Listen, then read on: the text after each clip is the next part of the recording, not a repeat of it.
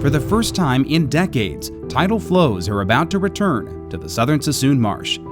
The Tule Red Tidal Restoration project is opening 420 acres of wetlands to daily tides, part of a project designed to provide habitat and boost food production for endangered fish like the delta and longfin smelt.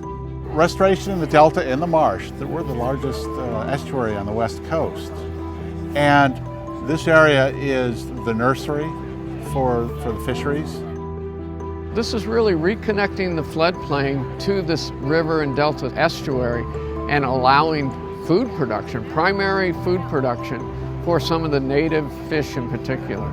Here in the delta, where we've struggled for so long to balance the water needs of people and the environment, this levee breach is a striking symbol of progress. The $15 million project came together with collaboration between state and federal agencies, environmental groups, and water agencies, including member agencies of the San Luis and Delta Mendota Water Authority.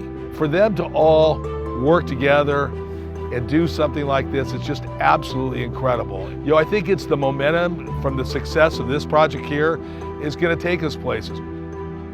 This partnership between a private entity like Westervelt, who knows how to do this work, and the public entities, the water people that highly desire getting it done, we did it. And that should be a model for the future.